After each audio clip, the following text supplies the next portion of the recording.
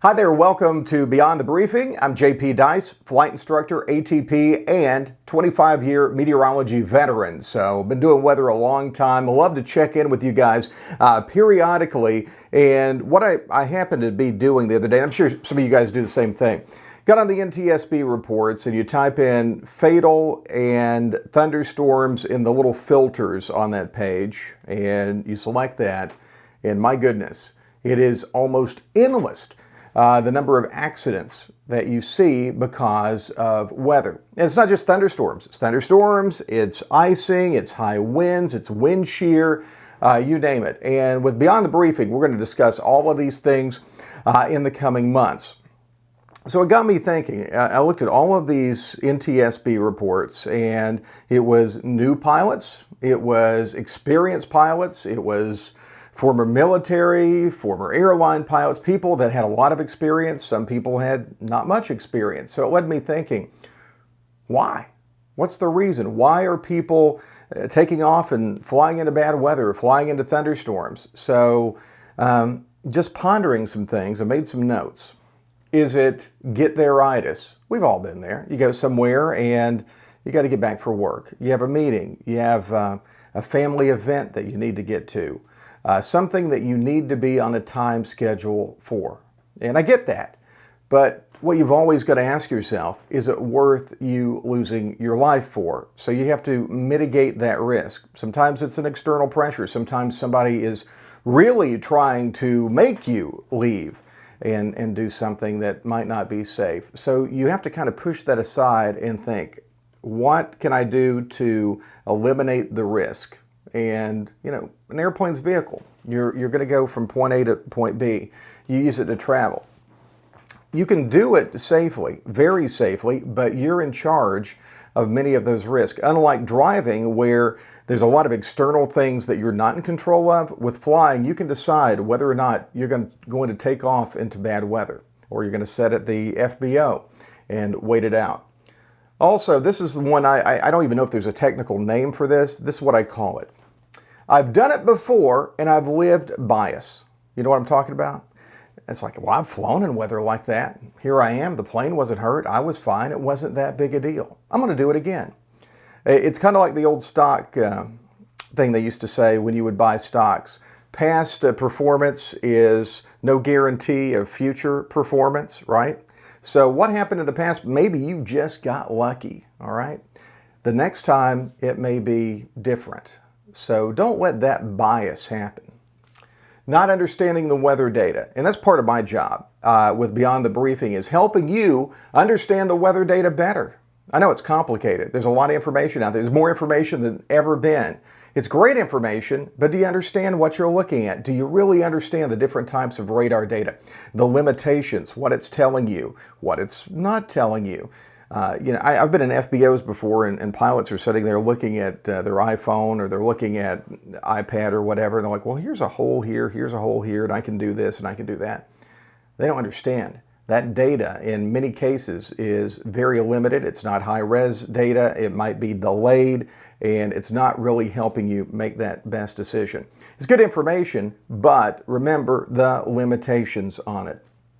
And the other thing is, I simply don't know what I don't know. And that's okay, but you need to be open to learning more about weather especially, and about the capabilities of your airplane, okay? So all good information there. 75% of weather-related accidents are fatal. That means if you get yourself in trouble in weather, chances are you're not going to live through it. So this is not to scare you, but to make you more serious about getting that weather information and understanding what you have before you. All right, so how do I plan? So a lot of people ask me this. Well, you're a weather guy. You've been doing weather on TV a long time. Been flying about 10 years, 25 years as a weather guy. And there's a lot of stuff that I know that I kind of take for granted that the rest of the world doesn't understand about weather. So I look at things a little bit differently when I'm planning a trip. And I start planning a trip days in advance, looking at model data. And there's actually an episode where I talk about forecast model data and how you can use that. I use that days in advance. to help plan, maybe even formulate a route, and know what I may be getting into and some of the limitations of that day or restrictions that we might not be able to go at a certain time, or we might be able to go earlier, but later it's going to be a little bit trickier to get out of that particular airport. So I've got some notes over here. How do I plan? I'll give you an example. So the other day, I am at Panama City. I am at the FBO there, and we're going to get back into the Birmingham area.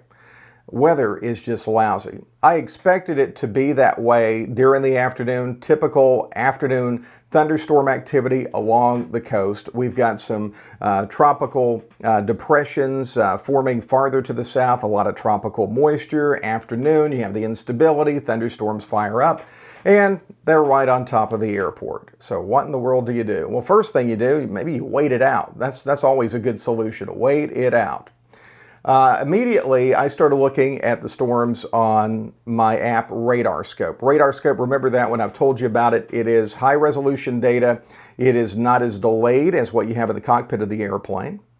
And it really gives you a good picture. It has every NEXRAD data product that you can think of. This stuff is so good on RadarScope. If you were the National Weather Service, you could almost issue warnings off of it. So I started looking at storm cell movement, the speed and direction.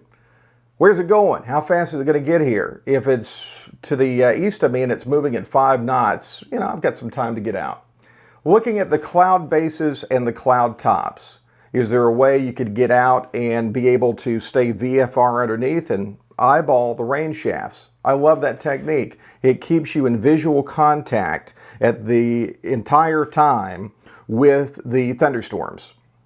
You'll love visual contact. As good as radar is, man, your eyes are even better. Cloud tops. Is it something that your airplane would be able to get on top of? Or are you going to be in and out of cumulus clouds and a bumpy ride, even if it's not a thunderstorm, the entire route? And what's the intensity? Are these thunderstorms producing hail? Remember, if they're producing hail, they have tremendous updrafts and downdrafts. To get that ice to be able to form, you have to have this motion inside the thunderstorm, up and down, up and down, up and down, until that hailstone gets so big that gravity overcomes it, overcomes the updraft, and it falls to the ground. Bad deal. If it's producing hail, obviously not a good deal. In fact, if it's coming to the airport, you go, hey, do you have any hangar space? High winds. What kind of winds are the storms producing? You can look at that through velocity data on the NEXRAD radars. You can look at surface observations, which I'll get to in just a bit. Is there a chance it's producing tornadoes? Is it tornado type weather? Obviously, when you have that level of severity, you probably should not be flying. Not recommended.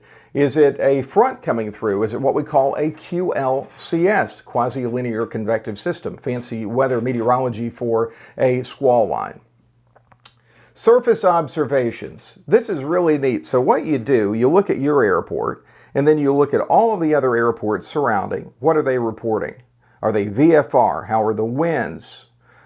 Is it heavy rain there? Are they reporting thunderstorms? Look at all the airports surrounding the airport you're about to leave from. Also, look at all of the airport obs where you are going. Not just your destination, but everything in between. And if you print out one of the long weather briefings, you're going to get a lot of that information, but you can also look at it on ForeFlight or some of the other apps and look at all of the observations of the airports between point A and point B. Backup plan. Always, you never do anything without a backup plan. Where are you going if things are not working out? Well, I could go east and land here, or I could do this and land here, or it's not here yet. I could come back and land at this airport if it looks like it's just not working out. So what I did, I'll give you an example. When I was at the Panama City airport, we had this big shelf cloud that moved across, lots of scud, just an ugly thing. I'll show you some pictures. And moved across the airport. I'm like, yeah, we're not taking off in this. And it looked like it skewed a little bit to the north of the field. So right at the field, it started improving a bit, but we still had plenty of thunderstorm activity off to the west and to the north. So I was with my passengers and I said, okay, here's the deal. If we wait it out, it's going to get worse. It's not going to improve after looking at everything. Sometimes waiting is not the best solution. It just depends. You can't always say wait because it could get a lot worse. So I looked at it And we were in a pretty capable airplane with a lot of weather equipment on board. And with my background, I'm pretty good at operating that weather equipment. So what we did is I said, here's what we're going to do. We're going to take off and we're going to head south, and then we're going to head toward the east. We're going to head to the east, so that would take us like toward Destin, Eglin Air Force Base area. And that's what we did. We took off, headed east. All this junk is to the north, and it's to the, I should say I headed west. All this junk is to the east of us, and we are just, it's a mess out there. So we take off and we head west, and it's sunny. It's clear blue skies, but to the north of us, it is still not very good. We continue on that westward 270 heading. ATC, very helpful. We're talking to the Eglin controllers, and all of a sudden I see a nice break off to the right. I'm seeing that with my eyes and on the NEXRAD radar, and I say, hey, can we get direct to Shelby County? And controller says, direct to Shelby County, and we head that way, avoid the whole thing. We don't even have a bump.